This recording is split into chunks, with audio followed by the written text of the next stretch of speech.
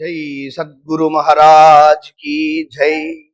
या वेद शास्त्रात्मक वंद्य देहा सर्वे सुरेन्द्रेर मुनिभिश्च पूज्या श्री भारती सा दयया मदीये जिह्वांगणे नृत्यतु सर्वदेव। புண்ணியமான ஹரித்வார க்ஷேத்திரத்துல மே மாசம் 10ஆம் தேதியிலிருந்து ஒரு வாரம் பாகவத சப்தாகம் நடக்கிறது. அங்க பக்தர்கள் எல்லாம் நம்மளோட வந்து சத்சங்கத்தை ஆனந்தமா அனுபவிக்க போறாங்க.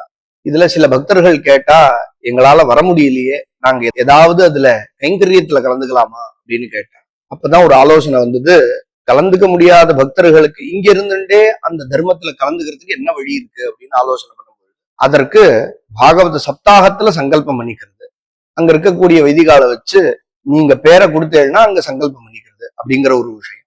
அப்புறம் நமக்கு இந்த லோகத்துல வாழக்கூடிய நமக்கு சுகம் புண்ணியத்தினால நமக்கு கிடைக்கிறது அப்படிங்கிறதுனால அந்த புண்ணியத்தை பிரார்த்தனையாக பெறுறது, நமக்கு வேணுங்கிற காரியத்தை பிரார்த்தனையாக பெறுவதற்காக காமிய ஹோமங்கள், காமியார்த்த ஹோமம் அப்படின்னு சொல்லுவாத, அது பாகவதத்திலேயே இருக்கு. அகாம சர்வகாமோவா மோட்சகாம உதாரதி தீவிரேன பக்தி யோகேன எஜேத புருஷம் பரம் அப்படின்னு எல்லாம் வேணும்னாலும் பகவானைத்தான் பிரார்த்தனை பண்ணணும், ஒண்ணுமே வேண்டான்னாலும் பகவானை பிரார்த்தனை பண்ணணும்.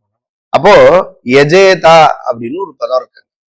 அதுக்கு என்ன அர்த்தம்னா, ஹோமம் பண்ணி பகவான்கிட்ட வேதோக்தமான தர்மப்படி வேதோக்தமான முறையில பிரார்த்தனை பண்றதே அந்த காரியம் நமக்கு சீக்கிரமா சித்தி அடையும். இப்ப நமக்கு என்ன வேணும்? திருப்பி திருப்பி ஒரு 10-15 விஷயம்தான். நம்ம சௌக்கியமா இருக்கணும், வியாதி வெக்க இல்லாம இருக்கணும், சாந்தியா இருக்கணும், கல்யாணம் நடக்கணும், கல்யாணம் நடந்தா ஆத்துக்குள்ள சௌஜன்யமா இருக்கணும், புத்திர பிராப்தி ஏற்படணும், குழந்தைகளுக்கு நல்ல மேதாவிலாசம் வளரும். இது மாதிரி ஒரு 10 விஷயம்தான். இது நமக்கு பகவான் இடத்துல பிரார்த்தனை பண்றதுக்கு வேதோக்தமான முறையில காமிய ஹோமங்கள் அப்படின்னு தீர்மானம் பண்ணிடணும். இப்ப இந்த ஹரித்வார க்ஷேத்திரத்துல உத்தமமான வைதிகாலை வச்சு இந்த தர்மத்தை நாம் பண்ணினோமே ஆனால் அதனுடைய பலன் நமக்கு சுலபமா கிடைக்கிறது அப்படிங்கிறது தான். இதுல ஸ்ரத்தையோடு நம்பிக்கையோடு யாரு கலந்துட்டாலும் அதுல அந்த ஸ்ரத்தைக்கும் நாம் கலந்துக்கிற அந்த திரவிய சகாயத்துக்கும் அதுக்கு உண்டான பலன் நமக்கு கிடைக்கும், நம்மளுடைய ஸ்ரத்தைக்கு தகுந்த பலன் கிடைக்கும். இதுல 7 நாளைக்கு 7 ஹோமங்கள், பாகவத சப்தாகத்துல சங்கல்பம் பண்ணிக்கிறது, இதெல்லாம் இங்க இருந்தபடியே ஒன்னும் இல்ல, ஒரு சின்ன ஒரு அமௌண்ட் தான் அதுக்கு வச்சிருக்கு.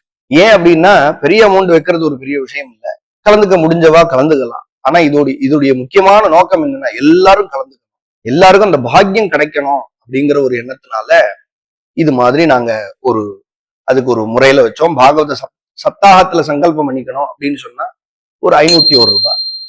இதுல சில பேர் பெரிய தார்மீகாலா இருக்கிறவாளுக்கு, இந்த மாதிரி தர்மத்துல ஈடுபாடு இருக்கிறவாளுக்கு இந்த சப்தாகத்தையே நடத்துறதுக்கு ஒரு வாய்ப்பு இருக்கு.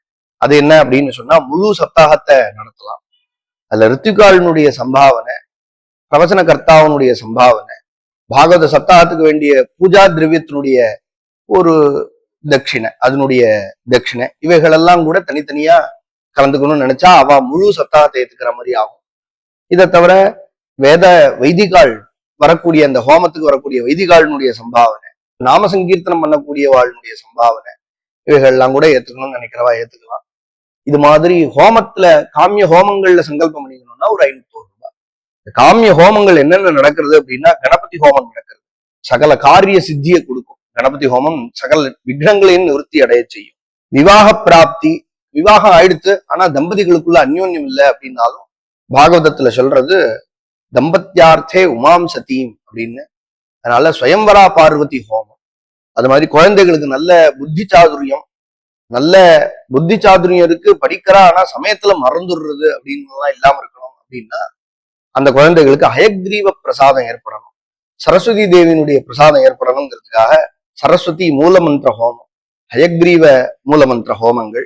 அது மாதிரி கல்யாணம் ஆயிடுத்து குழந்தை பிராப்தியே இல்லை அப்படின்னா அவளுக்கெல்லாம் புருஷ சூக்த சந்தான கோபால மந்திர ஹோமம், புருஷ சூக்த ஹோமம். அஷ்ட ஐஸ்வர்யமும் வேணும் அப்படின்னா மகாலட்சுமியை தான் பிரார்த்தனை பண்ணணும்.